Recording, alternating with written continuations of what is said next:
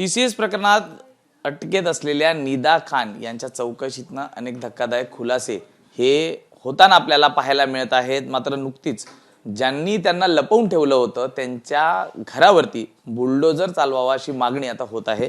याच विषयावरती माझ्यासोबत बोलण्यासाठी या ठिकाणी मंत्री संजय शिरसाट जी आहेत। शिरसाट साहेब, काय सांगाल? निदा खान या जवळपास 43 दिवसांपासून फरार होत्या आणि त्या आपल्याच म्हणजे पालकमंत्री असलेल्या संभाजीनगरमधल्याच एका गावामध्ये लपून बसल्या होत्या। MIMच्या एका नगरसेवकाने त्यांना लपवून ठेवण्यात मदत केली होती। निदा खानला लपवण्यात आलं नव्हतं तर तिला घेऊन आले होते। निदा खान ज्या प्रकारे धर्मांतराचं काम करत होती, मी कालही बोललो की ती पेड वर्कर आहे। तिचे सूत्रधार हे इम्तियाज जलील आणि त्यांची गँग आहे। तिथं जाऊन भाषण देणे, डरो मत हम तुम्हारे साथ है, आणि मग ठाण्याला तिला काही दिवस ठेवणे, ठाण्याहून पुन्हा संभाजीनगरला आणणे। ज्या भागामध्ये तिला ठेवलं होतं तो भाग हा ड्रग्स आणि इतर गोष्टीसाठी प्रसिद्ध आहे। आणि मग त्या घरामध्ये ठेवून जर तुम्ही त्या घराचे व्हिज्युअल तुमच्या चॅनलवर तुम्ही दाखवलेले आहेत, किती सुरक्षा तिला दिली होती, कसं ते गेट बंद राहायचं, कसं त्याला दुधाचे फक्त पाकिटवाल्याला आलं होतं, ह्या सर्व घटना जर पाहिल्या तर आरोपीला लपवणं किंवा आरोपीला सुरक्षा देणं किंवा आरोपीच्या बरोबर विरोध म्हणजे सपोर्टला स्टेटमेंट देणं हा एक गुन्हा आहे ना, हा कायदा सांगतो। आणि जिथं लपवलं होतं ते घर एका MIMच्या नगरसेवकाचं होतं, त्यालाही पकडलं गेलं। त्याच्यावर अनेक गुन्हे पूर्वीपासूनच आहेत, त्यालाही पकडलं गेलं। आता त्याच्यावर गुन्हा नोंद झालेला आहे। कॉर्पोरेशनची कारवाई केलेली आहे, ती कारवाई त्याला 3 दिवसाची नोटीस दिली। त्याचं घर हे कम्प्लिटली इलिगल आहे। एक तर आरोपीला लपवून ठेवणं ते इलिगल होतं आणि घरसुद्धा इलिगल आहे, म्हणून आता त्याला 3 दिवसाची नोटीस दिली। मला वाटतं आज किंवा जास्तीत जास्त उद्यापर्यंत त्या ठिकाणी बुलडोजर हा फेडला जाणार आहे। आणि म्हणजे इलिगल ॲक्टिव्हिटीज, सरकारचं नुकसान, इन्क्रोचमेंट या सगळ्या बाबी त्याला लागू होतात। म्हणून UPचा बरोबर नाही, परंतु आरोपी जो कोणी असेल त्याला आम्ही सोडणार नाही, हे त्याच्या मागचा उद्देश आहे। पण आपण वारंवार इम्तियाज जलील यांच्याकडे बोट दाखवत आहेत या प्रकरणात। इम्तियाज जलील यांचा आणि निदा खान यांचा नेमका काय संबंध आहे किंवा का ते त्यांना सपोर्ट करतात असं आपल्याला वाटतं? मला जी आता माहिती मिळाली ते निदा खान ही इम्तियाज जलीलच्या भावाची जी बायको आहे तिची नातेवाईक आहे।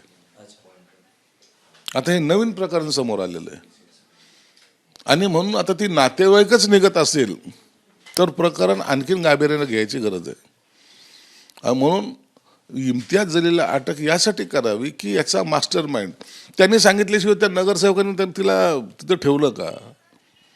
आता आपला बॉस सांगतोय म्हणून त्याला ठेवावं लागलं ना, म्हणून सूत्रधार तो आहे, त्याला अटक झालीच पाहिजे ना। आता तो मतीन जो आहे तो बोलेलच ना, त्याला जेव्हा पोलीस त्याचा खाक्या दाखवतील त्या टायमाला तो पोपटासारखा बोलेल। आणि मला वाटतं त्यांनी आता स्टेटमेंट दिलेले पण आहे आणि त्या स्टेटमेंटच्या आधारे आता इम्तियाज जलीलला अटक झाली पाहिजे ही मागणी मी माननीय मुख्यमंत्र्यांकडे करणार आहे। काय आपण SITची मागणी देखील करणार होतात पत्रव्यवहार करून? मी पत्र दिलं आहे मुख्यमंत्र्यांना, मी पत्र दिलं आहे, SITची मागणी केलेली आहे आणि यांना तातडीने अटक करायची सुद्धा मागणी मी त्यांच्याकडे केलेली आहे। हे प्रकरण एवढं साधं नाही आहे, हे प्रकरण महाराष्ट्रभर पसरतं आहे। एक निदा खान नाही आहे, अशा अनेक निदा खान या पेड वर्कर सगळीकडे काम करत आहेत आणि त्याचा परिणाम अनेक ठिकाणच्या हिंदू मुली हे आपल्याला गायब होताना दिसत आहेत। आपल्या पक्षाचे नेते श्रीकांत शिंदे 2 महिन्याच्या महाराष्ट्र दौऱ्यावरती आहेत। जवळपास 22 जिल्हे आणि 65 ते 70 विधानसभा जे मतदारसंघ आहेत त्यामध्ये ते फिरणार आहेत। पक्षाचा एकूणच संघटन बांधणी आणि पदाधिकारींच्या नेमणुका याचा आढावा घेतला जाणार आहे। कसं पाहता उत्तर महाराष्ट्रातनं हा दौरा सुरू होणार आहे? श्रीकांत शिंदे साहेबांचं जरी ते एकनाथ शिंदेचे मुलगा जरी असला तर संघटनेला प्रायोरिटी हे त्यांचं तत्व आहे। म्हणून त्यांनी आता तुम्ही पाहता ते उन्हाचा टाईम आहे तरी पूर्ण उन्हाळा आणि पावसाळ्याचा 2 महिन्याचा दौरा पूर्ण जिल्ह्यामध्ये म्हणजे चांदा ते बांदा ज्याला म्हणतात तो दौरा त्यांचा असणार आहे। पक्ष संघटना मजबूत करणे, पदाधिकाऱ्याची नेमणुका करणे आणि प्रत्येक गोष्टीसाठी त्या ठिकाणच्या अडचणी समजून घेऊन ते सोडवण्यासाठी प्रयत्न करणे, या सगळ्या बाबी यामध्ये समाविष्ट आहेत. म्हणून मला वाटतं पक्ष मजबूत असला तर आपण मजबूत, हे धोरण समोर ठेवून श्रीकांतजींनी तो दौरा आयोजित केला आणि त्याला त्या ठिकाणचे सर्व पदाधिकारी वगैरे ते त्याला जॉईंट होणार आहेत. अनेकदा आपण पाहिलं तर मागच्या वेळी ज्यावेळी श्रीकांत शिंदे पदाधिकारी दौऱ्यावर होते त्यावेळी सोलापुरात मोठी उलथापालथ झाली. सोलापूरच्या पदाधिकाऱ्यांनी तिथलेच आमदार आणि मंत्री हे लक्ष देत नसल्याचं सांगण्यात आलं होतं, तर काहींनी तिथे खांदेपालटच झाला मोठ्या प्रमाणात. पूर्ण कार्यकारिणी बरखास्त केली आणि नव्याने नेमण्यात आली. असाच काहीसा प्रकार उर्वरित महाराष्ट्रात, विदर्भात, मराठवाड्यात होईल? हे बघा, नेत्यांनी जर कार्यकर्त्याकडे लक्ष दिलं नाही तर त्याचा उद्रेक होतो, हे आपण उबाठामध्ये पाहिलेलं आहे. म्हणून कार्यकर्त्याची बाजू समजून घेणे, कशाबद्दल काय असंतोष असेल तर तो दूर करणे. नसता नेते कार्यकर्त्याला भेटत नाही, आता सांगायचं कुणाला, आमच्या अडचणी सोडवणार कोण, असा जेव्हा प्रश्नचिन्ह निर्माण होतं त्यावेळेला मग पक्षामध्ये फूट होते किंवा पक्षातली भांडणं वाढतात. म्हणून श्रीकांतजीचा दौरा हा जो इतका महत्त्वाचा आहे की कार्यकर्त्याची बाजू ऐकून घेऊन तातडीने काही ठिकाणी त्यांनी निर्णयसुद्धा घेतलेत आणि असेच निर्णय मला वाटतं महाराष्ट्रामध्ये फिरताना त्यांना जर आढळून आले तर ते निर्णय घेऊ पण शकतात. पंतप्रधान नरेंद्र मोदी यांनी इंधन बचती संदर्भात आवाहन केलेलं आहे. आपण याकडे कसं पाहता? आणि दुसरीकडे प्रियांका चतुर्वेदी आहेत किंवा अंजली दमानिया आहेत, यांनी सांगितलेलं आहे की मंत्र्यांच्या मागे पुढे जे तापा असतो हा कुठेतरी कमी करावा, त्यामुळे थोडीफार इंधन बचत होईल. पंतप्रधानांनी जी घोषणा केलेली आहे, जे आव्हान केलेलं आहे ते वस्तुस्थितीला अनुसरून केलेलं आहे. इराण, इस्रायल, अमेरिका ह्यांच्यात जे युद्ध चाललेलं आहे ते थांबायचं नाव घेत नाही. सीज फायर झालं, पुन्हा युद्ध सुरू झालं. म्हणून ह्या युद्धाचा परिणाम आपल्या देशातच नाही तर जगभर हा परिणाम होतोय. अनेक जहाजं, तेलवाहू जहाजं आजही अडकलेली आहेत.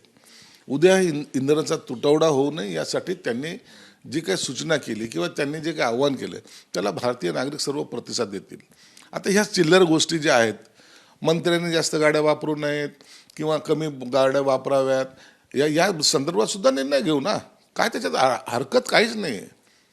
मुख्यमंत्री सर्वांना सूचना देतील, गाड्याचा वापर कमी करू आम्ही. त्याला एकदा सांगितलंय, देशाच्या हितासाठी जे असेल ते करायला पाहिजे ना. मंत्री काय सिंगल गाडीत फिरला तर काय तर फार काय ढग काय खाली येणार आहे, काय आभाळ कोसळणार आहे? काही नाही होत. म्हणून मुख्यमंत्री साहेब त्याच्यावर निर्णय घेतील आणि त्याची सुद्धा आम्ही या सगळेजण अंमलबजावणी करू. त्याची चिंता इतरांनी करण्याची गरज नाही. आमच्याशी बातचीत केल्याबद्दल तर हे होते मंत्री संजय शिरसाटजी, ज्यांनी एकूणच इंधन बचती संदर्भात मुख्यमंत्र्यांनी सूचना केल्या तर आम्ही देखील आमचा ताफा कमी करू असं प्रतिक्रिया दिलेली आहे. जर्नलिस्ट रोहित चव्हाण, सूरज सावंत, एबीपी माझा, मुंबई. एबीपी माझा, उघडा डोळे बघा नीट.